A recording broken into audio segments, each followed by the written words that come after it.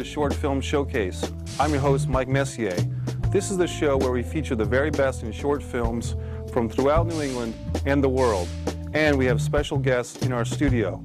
On this episode of Short Film Showcase, we have two documentaries by Ali Robbins, as well as two very special in-studio guests. But first, let's take a look at a teaser for a movie called Blood Moon. Let's check out Blood Moon teaser right here on the Short Film Showcase.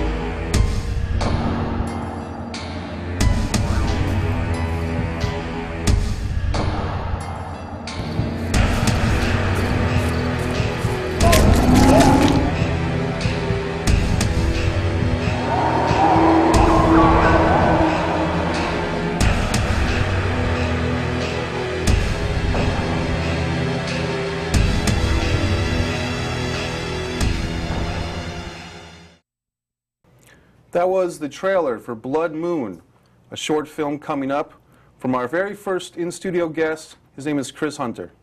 It's great to be here today. Great to see you, Chris. Thanks. Welcome to Short Film Showcase. Right, thank you. And we just saw the teaser, the trailer, for a piece that's in development, coming up real soon, Blood Moon. Tell us about the project. That's right. It's a horror film that's going to be shot this fall. It's featuring Guy Benet as the writer, the script writer, and we have Nick Cacciari as the director, and myself as the director of photography and editor.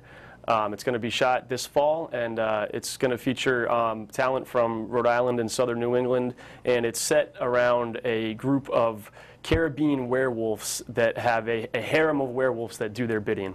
That sounds really exciting. Yeah, it should be a little break from the traditional horror format, which I think is going to allow for some comedic elements and overall a nice story. With this Jamaican element in the piece, Blood Moon, that's something we haven't seen before, especially in the New England area, I'd say. That's right, and you know, Providence and Rhode Island does have a strong Caribbean influence, though, as far as the population goes. So I think it fits, and I think it will allow for some unique elements to fit into the story. How did you meet these guys? I know Guy and Nick myself. How did you meet Guy? Sure. You know? I met Nick through a meeting at the Rhode Island Film Collaborative that they have their monthly meeting every month in Providence. I connected with him initially last year in 2012, and this is our first opportunity to work together in a director of photography relationship. That's very exciting, and that's great. How did you, I know we were talking off camera, and you started as a still photographer, and now you're segueing into motion pictures, into moving images. That's right, yep. First of all, how did you get into still photography? Let's go way back into Sure. I went in 2000. I went to Catherine Gibbs in Providence when they were still around, and that was my initial experience with using SLR camera. Everything we were shooting on was still film at that point. And but you know, I realized that I really had a strong interest in the art of visual storytelling with the camera. You know, and I initially went into graphic design and computer-based design for a couple of years, and then after that, I got my first Canon Digital Rebel, the very first 300D Canon Digital Rebel in about 2004, 2003. Yeah. And at that point, I was working for also Newport Life magazine, so I had an opportunity to get some of my photos published in a magazine and to get some paid work done. So that was really the first push that I had towards treating still photography on a more professional level. Newport Life, it's funny, that's a very high-end, really nice magazine. So yeah, and I was working for them as a layout artist, doing graphic design, designing ads, and creating some of the editorial spreads. So that was, you know, a really good opportunity for me to get in with the still photography. And, you know, Newport in Rhode Island really offers such a dramatic amount of subject matter to work with. You know, you can be near the ocean 1 minute, and then you can be at a farm the next. You can be in an inner city 20 minutes from there. Sure. You know, so the opportunity to photograph a lot of different subjects and different subject matter, you know, made it so it was something that I was really interested in and kind of excelled at. There's even a sports scene in Newport, I mean, with the Tennis Hall of Fame and that's true. Things like that. That's Certainly, great. and sailing as well is a big part of you know, the history of Newport. So you know, I had some opportunities to get out on some chase boats and to go around and follow around some of the 12 meters and do some of that stuff as well, which was a really good experience. As a visual artist, did you have any inspirations coming up, growing up? You know, like for me, I just like Rodin the sculptor. You know, but I mean, do you have any visual artists that you took a liking to? As far as graphic design work goes, I mean, going back to the Bauhaus movement, you know, and you know, postmodern design, I would say is where I started out in, you know, in the late '90s and early 2000. You know, and I like to take inspiration really from everything around me. Right. You know, there's certainly, like, you know, Pentagram Design is one of the major design houses that I really draw inspiration from. But I like to take inspiration from, you know, a lot of different sources and not try to mimic or follow too much with what other designers and visual artists have done. That sounds like a good strategy to make your own imprint on the world of art. That's great. Yeah. And when you were, you know, you're still a young guy, obviously, but when you were a younger guy, did you have any favorite films or actors or anything that maybe kind of put a seed that, hey, maybe one day I will be working in film, just in the back of your mind? Sure. I think, without even knowing it, I think Stanley Kubrick was one of the biggest influences as far as on movies that I saw and that I enjoyed, like Full Metal Jacket, you know. Eyes Wide Shut. Yeah, Eyes Wide Shut, Clockwork Orange. Yeah. Just really, you know, iconic movies that have a really strong visual feeling to them. And I think the ability to create something that has that striking visual image to it is I think what I'm drawn to. You know, directors of photography and you know, and just directors in general who create movies that have a certain look and feel to them, I think is what I'm drawn to. Nice. Any other filmmakers you want to mention? Because that's a question we can talk about all day. But Kubrick is definitely one of the iconic. You know, you talk about Orson Welles with Citizen Kane, or right. Also, you know. Wes Anderson is another person that you know, I think is you know, really excels at creating a particular image for his work and creating a very unique feel to his movies. You know, anyone that creates Quentin Tarantino is another one.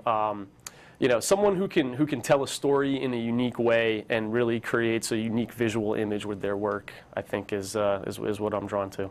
Well, you know, I saw a quote from the late Andy Warhol recently, and he said, "I don't read books; I just look at pictures." Yeah. So you know, there's a lot of us in. I like books myself, but a lot of people really are just visually minded. You know? Yeah, it's true. Yep, so, it's true. And I think the connection between using an SLR camera for so many years and always having that on the manual setting and you know, loving the technical side of still photography really translated well when the digital SLRs started to be able to shoot video now. Right. You know, so it was such a natural transition for me to pick up an SLR camera and to record video with that. Using the same settings and technical knowledge that I had used for 10 years to do still photography. I think you just explained it. I was just going to ask you to explain, maybe in layman's terms, but basically this type of camera, the SLR, has progressed from a still camera only for still images into video images as well. Yeah, and in the process, I think it's revolutionized the art of independent filmmaking. Right. I think that the quality of images as related to the grain detail, the depth of field you're able to achieve, the variety of lenses that you can use on a video motion picture body. Right. Those tools just simply didn't exist for independent filmmakers in the sub $10,000–$20,000 range up until these digital SLRs gained the ability to shoot video.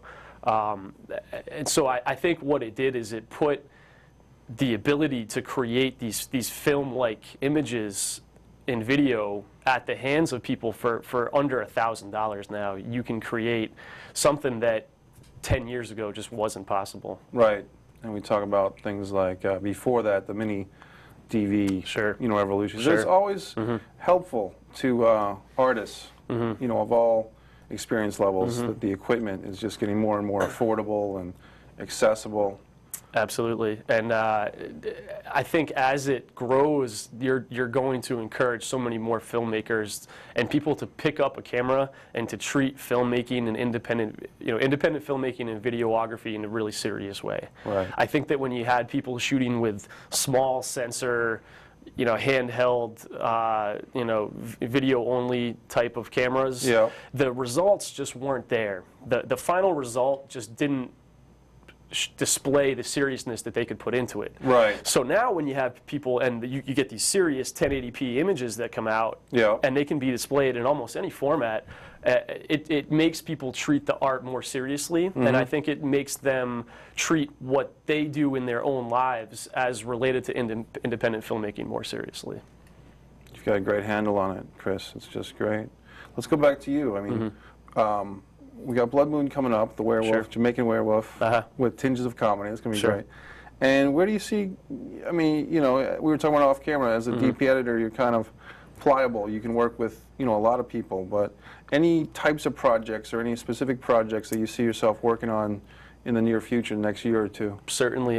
One thing I want to always do, and I knew this, is to do volunteer pro bono work for nonprofits around Rhode Island. Okay. Primarily in the form of documentaries. Nice. So I've done 2 of those so far in the last 2 years. I shot a 15-minute documentary for the Aquidneck Land Trust. Okay. And their work is to preserve open space on Aquidneck Island. So I did a kind of awareness video for them where we highlighted some of the properties that they've conserved. We did an interview with their former director, who just talked about their mission and what they do. So another one was for Community Preparatory School in Providence, which is it's a preparatory school for low-income students in the city of Providence. They do amazing work every day. So I really want to do work that with documentaries to help nonprofits in the state, to help their causes and to spread awareness for those organizations. Yeah.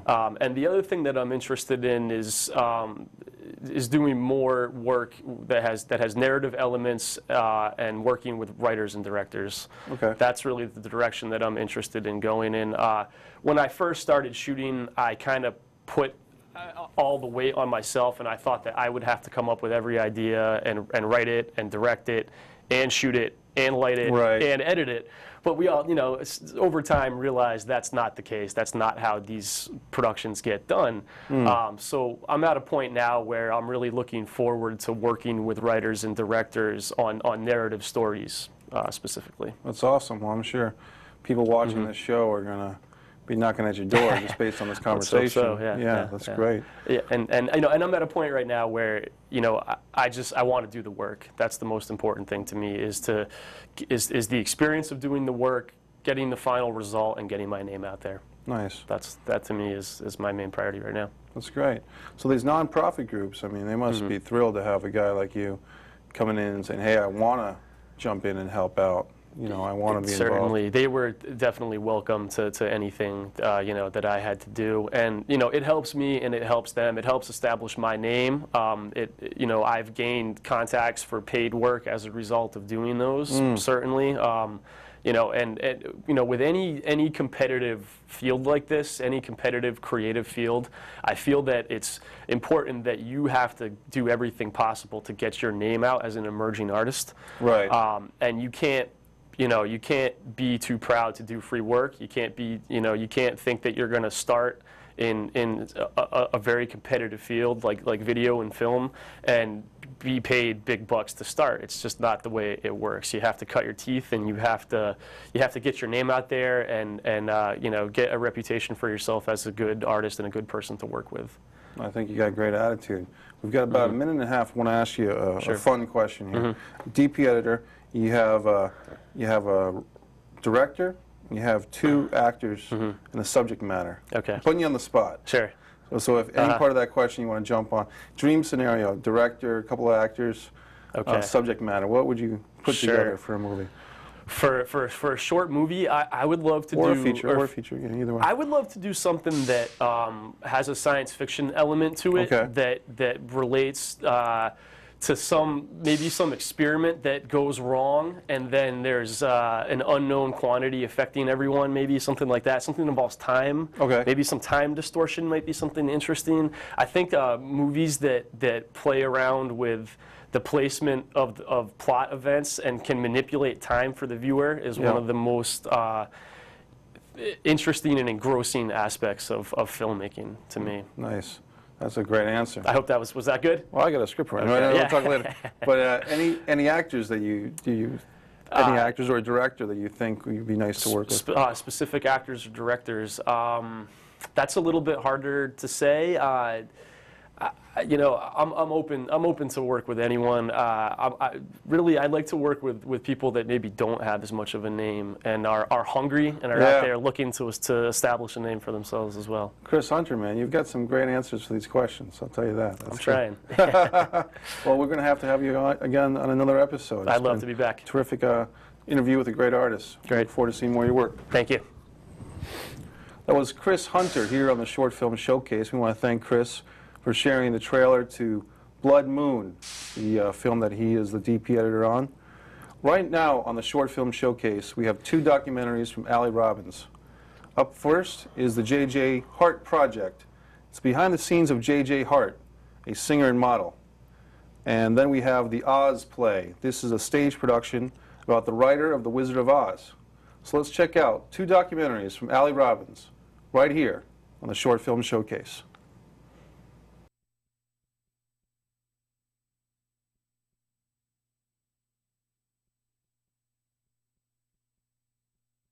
Hi guys, I'm Janae Smith and I'm in the process of getting ready for my photo shoot for the J.J. Hart Project.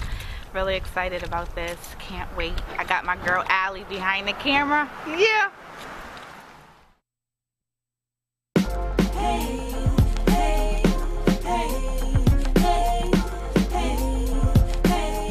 And we're walking into the studio so I can get my makeup done and all of that.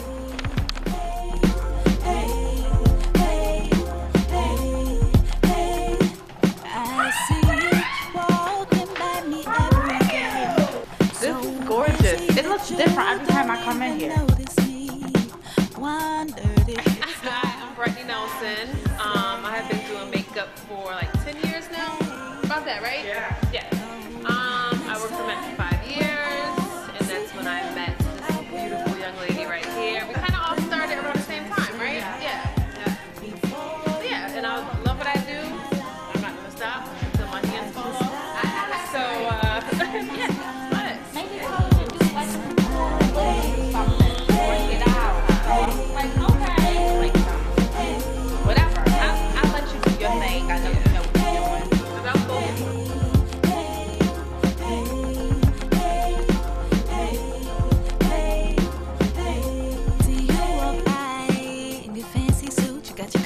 Shining bright, I notice everything from your hair to your pearly whites. Oh my, can I talk to you? Please excuse me if I'm shy, but I just got to say what's on my mind. Next time when I see him, I will work up the nerve to say hi before you walk out of my life.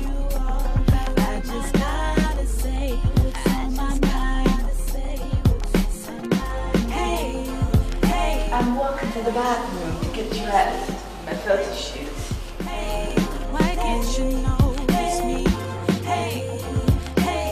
When will you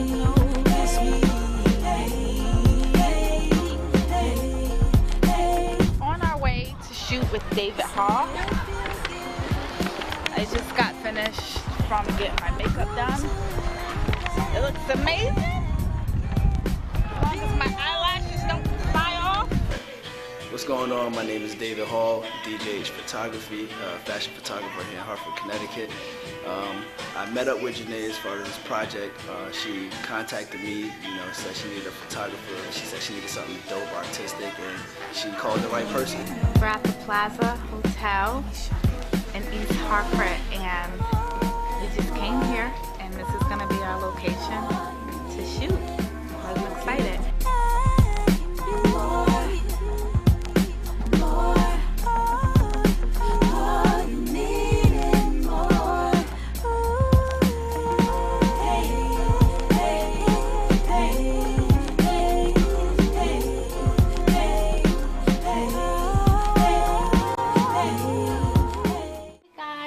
The shoot was fantastic. I mean, it was really creative. David is amazing. He's an amazing photographer. Please check him out.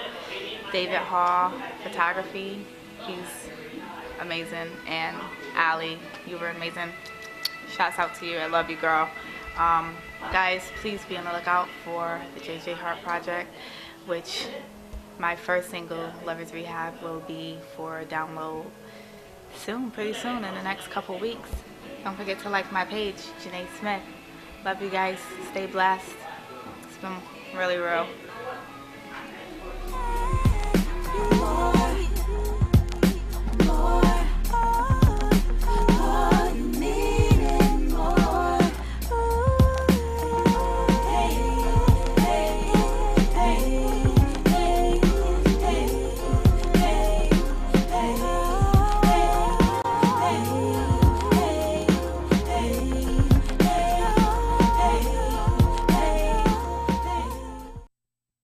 What do I do? You want me to keep the mustache on? Okay. Ow. I'm Hatija Bozan, and I'm in 3rd grade. My name is Rayanne Tarua. I'm in 4th grade in Miss Atnes's class.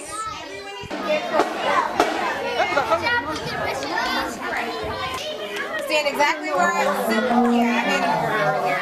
Yep, they know where they're supposed to be.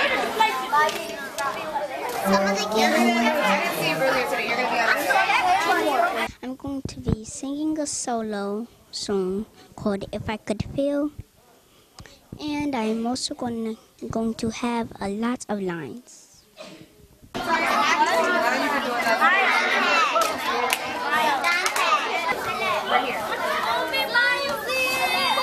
Okay, everybody get in your places. Let's get a little closer. I'll be getting entertained by these fake wizards. I'm Luis Gomez, and I'm in 5th grade. See, it's 5, yeah.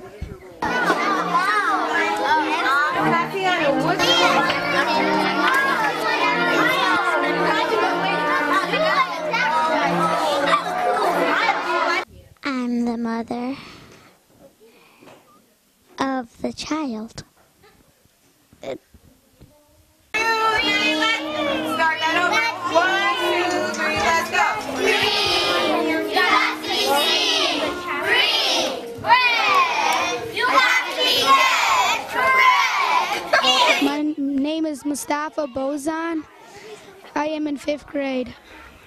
We found this. We have lots of lines, and I could because she likes the role I play, and I like it too. And I think she picked it for me is because it's good, and I accompany Glenda and make sure everything's okay. Well, it's technically this play is technically about my life, I guess. So while they're talking about it, so I guess I'm living it out. I play young Frank Juan. I play Frank Baum as a little kid.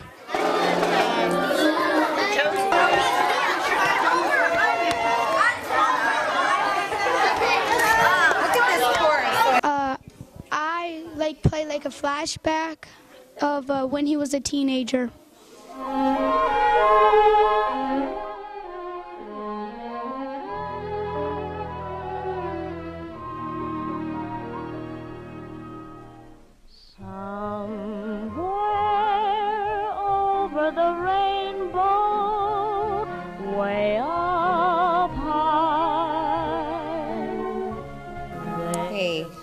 My name is Sharice M. Salem, and I am the drama instructor of Davis Street School over on 35 Davis Street in New Haven, Connecticut. It's an arts and academics interdistrict magnet school.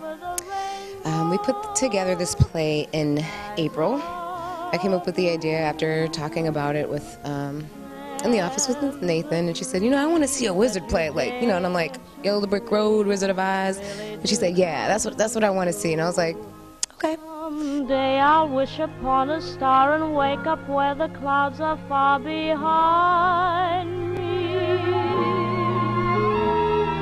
where troubles melt like. But I thought it would be a really good idea if we had the kids do like a research on the author, and also to kind of saves on copyright. So I didn't do the actual Wizard of Oz play, but I thought it would be good to do some research on the author. And when we started doing the research, I just saw how interesting he was, and I said, you know what? We should probably have the story told using the characters from the actual story. Oh, why then, oh, why can't I?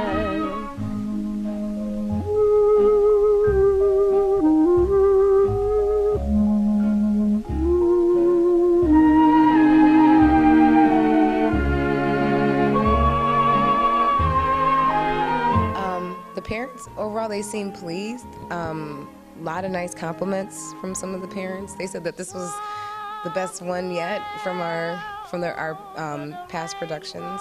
All of our productions are original ones, so I was really happy that they said that. They can see a lot of the growth in the kids, so that was a good thing. Over the rainbow, why then, oh, why can't I?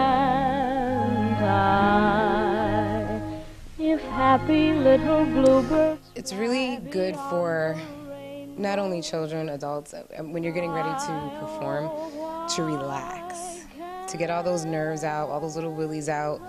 And what I like to do is take the actors on this mind journey. I have them close their eyes, take a deep breath, and just put their mind in a very colorful, high sensory place.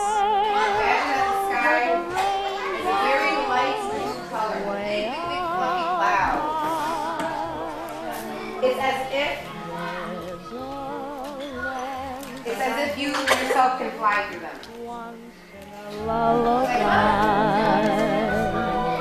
Like instruments. Now you're walking and all of a sudden you see these really big lollipops.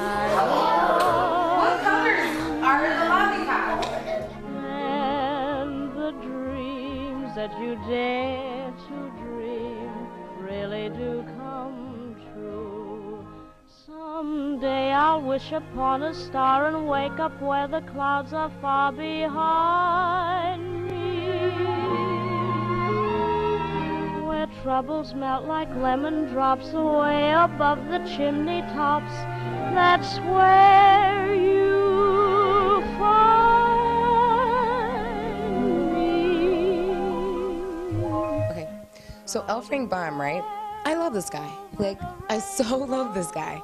There's just so many things about him that I can relate to as a writer. And what really encouraged me about his personal life is that he tried all of these different jobs and just tried to help his family to survive. And really, his creativity is what made that happen, plus more. And so his life story is a great testament to reaching for your dreams and not giving up. And that's why I love this author, and I think that the kids really picked up on that, and they love him too for the same reasons.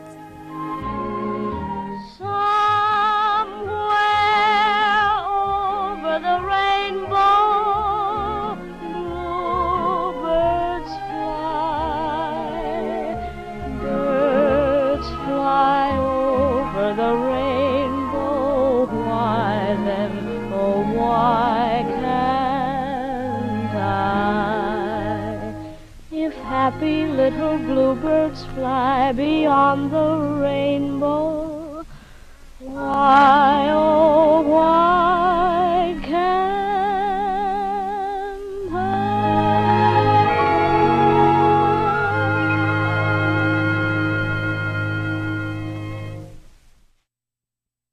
That was Allie Robbins' 2 documentaries right here on the Short Film Showcase. We want to thank Allie for providing her documentaries to our show. She was a previous guest and a very good one. Thank you, Allie.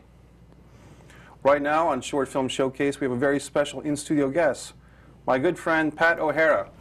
Hello, Michael. Hi, Pat. How are you today? I'm doing great. We had a lot of fun off camera about your last name. For some lame reason, I have a hard time saying your name. It's a great name, Pat O'Hara. O'Hara. Right.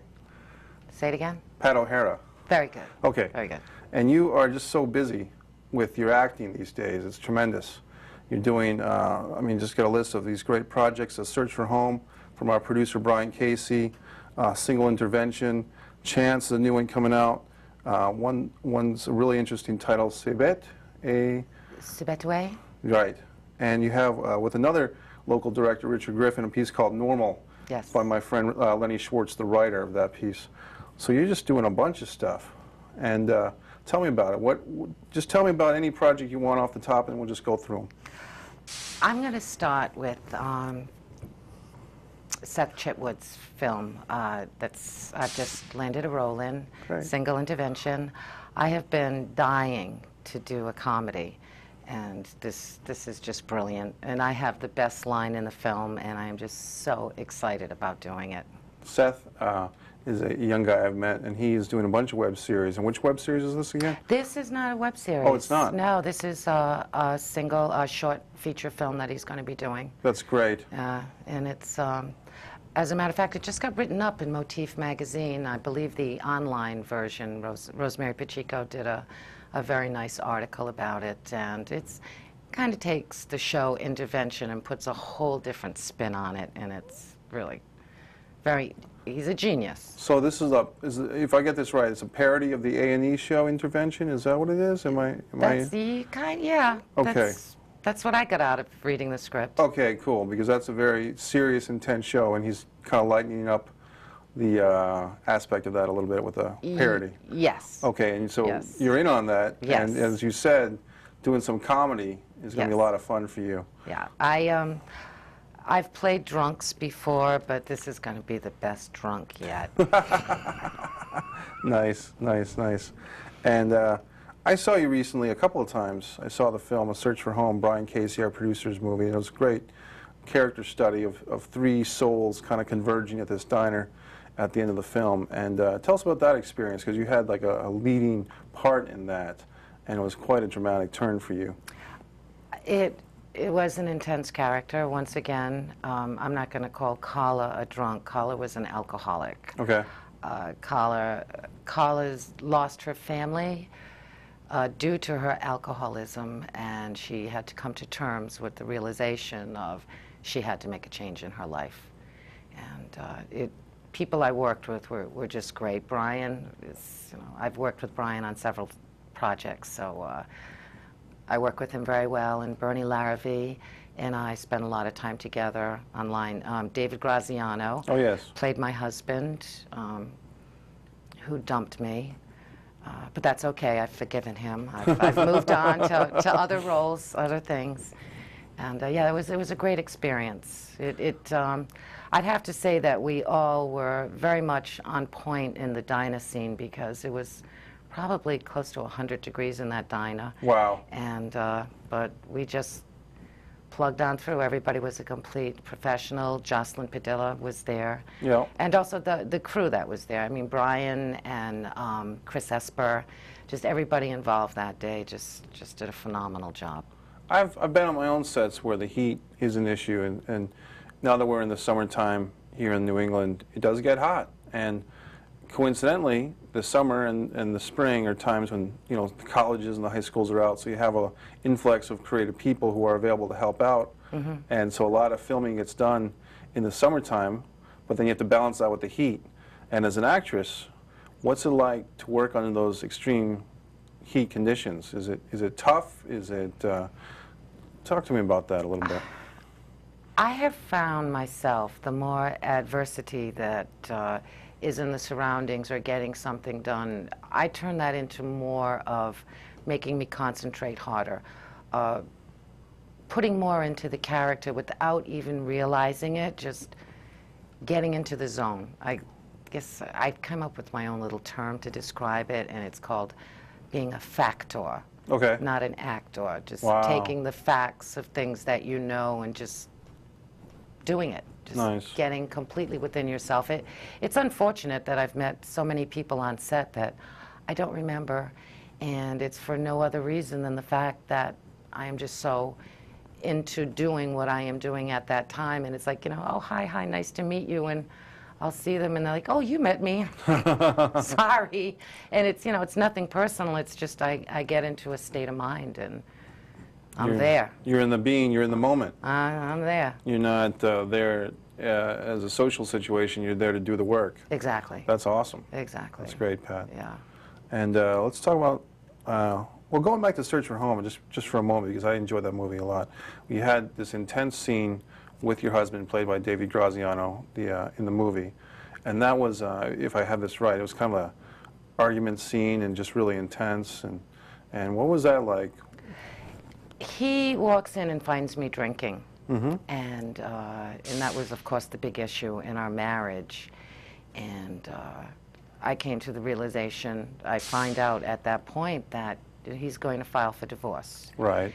And I can't believe it. I, you know, had not come to the realization that my alcoholism had that much of effect on my husband and my family. Yep. So I went from being, you know, oh, hey, baby, type of thing with a good buzz on into, you know, you can't leave me, you can't do this to me. And the scene wasn't that long, but I think that between David and I, that we did a pretty good job of portraying, you know, the fact that alcohol can destroy people's lives and ruin your life forever unless you do something about it. Yeah, and as actors, you had a nice arc in the scene. You had a nice flow, or not even a flow, but a kind of a turbulent flow of the beginning, middle, end of that scene. So as an actor, you guys did great as actors. So it was tremendous. That was the second time he played my husband. Yep. And the first time was in Jocelyn's piece, was that right? That's correct, the Twain. And that was much more humorous acting for you and David Graziano, playing a husband and wife. They were kind of... total stoners. Stoners, yeah. Yeah, total stoners. Yeah. Is it fun to work with the same actor, and in this exact scenario, you taking on characters that are much different, from the stoners to the breaking up couple in Search for Home? Is it fun to work with the same actor and say, hey, now we get to play, you know, now we get to go from comedy to drama? Is that a challenge, or is that fun for you? It is fun, but because the characters are so different, it's, you know, you're working with the same person again, but because you're in completely different character modes, you might as well be working with somebody else, because that's how you're approaching it. That's great. That's a great answer. Talk about some more of these other projects. I mean, we have so many projects for you, but tell me about some other ones that you want to talk about, like Chance, or for instance. Or... Well, Chance is a fun role. I get to do a bit of improvising as a homeless person, mm-hmm. and I just love doing that. You give me 5 seconds in front of a camera, and I'll give you 5 minutes. Don't take it off me. I'm having fun. Right. And yeah, it's just a very quick scene, but I get to use a lot of what I've watched and observed from, you know, seeing homeless people, and some of the way that they can portray, well, the way that they are portraying themselves. Right. And because a lot of times I think a lot of them are acting, and please don't get me wrong, I know that it's a major issue, but I've been in San Francisco and seen panhandlers and then late at night hook up, and they've got like $2 grand between the two of them, so it's, yeah, you got to be careful who you give your money to. It's an interesting world. I mean, I saw a few folks, you know, today asking for money, and, you know, you never know what's going on with that. You never know if they're in a sincere bad situation, or if it's something else. Yeah, you know, it's just a strange world. But to embody the human condition, that is the goal of a great actor, great actress. And I think that's what you're doing with some of your work that I've been noticing. I thank you. Yeah. How did you get involved in acting in the next few minutes that we have together? How did you get started with your acting? I acted very young. I was always in theater. I was trained initially in dancing. I studied dance for many years, and then I got into theater. And one night I had seen that a punk band that I was a fan of back in the 80s had made a film. It was also part of a music collaboration, and bands in Providence got together to bring around awareness of hunger, and that there were people that weren't getting enough food in Rhode Island. Right. And, which was, you know, quite profound that many years ago, that these people were so aware of it. And I saw an ad for the Brooklyn Coffee and Tea House, and I went to go see that film. I sat next to a gentleman, Thomas Broadbent. Oh, yeah. We started talking. He asked me if I acted. I said yes. He said, well, we need some extras tomorrow night. And it just happened to be this television producer's film, Bryan Casey. I went and ended up getting a little speaking role in it. And from there on in, I've just been incredibly blessed. Was that Paying Your Debts? Paying Your Debts, okay, yes. Great. And that'll be coming out real soon, too, so Yes. it'll be interesting to see in that. And that's where we got a little more friendly as friends on that set. We had known each other before that, too, but that's where you and I spoke quite a bit. Yes. Yeah. Yeah. So this is great. So it's great to just see you involved in any projects that we haven't mentioned you want to talk about? Or, I am very thrilled to be landed a role in Scorpio releases. Richard Mark Griffin, the film Normal, that just wrapped up a couple of weeks ago, in which I have the opportunity to actually be in it twice. I showed up as an extra in a bar scene, and I got to do a little dancing in front of the camera, got to walk across the room a couple of times, and then went back a few hours later looking completely different as an RN. Nice. So that was a lot. That was a great day for me. That's great. A great day. Yeah, you never know with the independent film scene. You might be doing one thing and then turn around and doing something else. You never know. Yeah, that's tremendous. I worked on a project that's still evolving, and I played 6 different characters in this project. And as much as a 12-year-old skipping down the street. And from behind, I pull it off. But don't look at me up front. Nice. You'll know I'm not 12. What role is that? Do you want to talk about that, or what project is It's actually based on true life stories. Right. It's not the actual people, but it's based on generational abuses. I play a junkie. I play a 12-year-old. I play a mother whose daughter has committed suicide. Wow. It's intense, and I also am the woman that comes back and gets a hold of her life. She was forced into becoming a junkie, so I played a junkie too, and then the recovery of her, and her deep desire to accomplish and keep her family together, and make a statement to the world about, if I can survive this, pretty much anybody can. Pat, you go into some really deep places with your characters, and tempting to say dark places, but deep, the real human condition.